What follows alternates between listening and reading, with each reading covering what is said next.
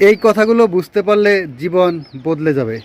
নমস্কার, আমি সঞ্জয় কুমার মজুমদার, সহকারী অধ্যাপক, অর্থনীতি বিভাগ, Kalkini Syed Abul Hossain college. Dear learners, আশা করি তোমরা সবাই ভালো আছো, আমিও ভালো আছি।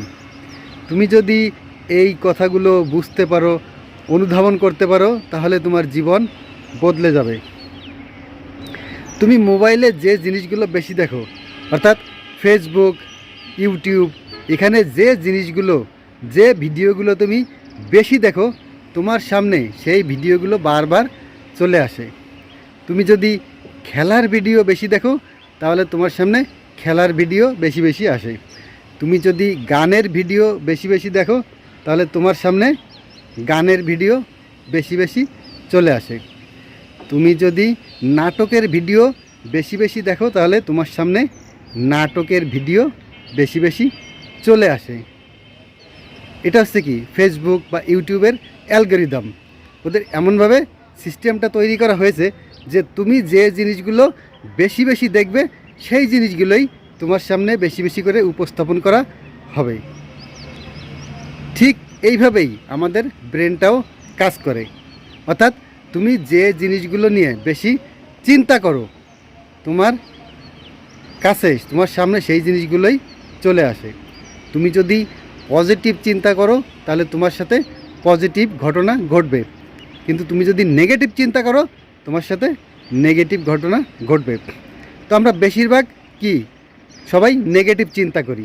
যেহেতু আমরা সবাই বেশি নেগেটিভ চিন্তা করি, তাই আমাদের সঙ্গে নেগেটিভ ঘটনা ঘটে থাকে। 100 জন ছাত্রছাত্রীর মধ্যে যদি জিজ্ঞেস করা হয় যে তোমরা কে কে A+ পাবে, তাহলে দেখা যাবে 10 থেকে 15 জন বলবে A+ পাবে, আর বাদ বাকি সবাই A+ পাওয়ার চেষ্টা করবে না। তারা বলবে আমরা A+ পাবো না। কেউ বলবে কোনো রকমে পাস করলেই হবে। তাহলে যারা কোনো রকমে পাস করার চিন্তা ভাবনা করবে, তাদের সঙ্গে সেই রকম রেজাল্টই হবে। আর যারা এই A+ পাওয়ার জন্য চিন্তা ভাবনা করবে, চিন্তা করবে, সেইভাবে কাজ করবে, তাদের সঙ্গে সেই রকম ঘটনা ঘটবে। তাহলে আমাদের এই নেগেটিভ চিন্তাগুলো বেশি আসে কেন? কারণ আমরা আমাদের চারপাশে যে জিনিসগুলো দেখি, তার বেশিরভাগই কি, নেগেটিভ জিনিস। আমরা টিভিতে, মোবাইলে যে খবর দেখি, তার বেশিরভাগই নেগেটিভ খবর। আমরা যেগুলো শুনি, তার বেশিরভাগই কি, নেগেটিভ জিনিস। এই জন্য আমাদের সাথে এই নেগেটিভ এইগুলোই বেশি হয়ে থাকে। কিন্তু তুমি যদি সবসময় পজিটিভ দেখো, পজিটিভ শোনো, তাহলে তোমার সঙ্গেও পজিটিভ ঘটনা ঘটবে।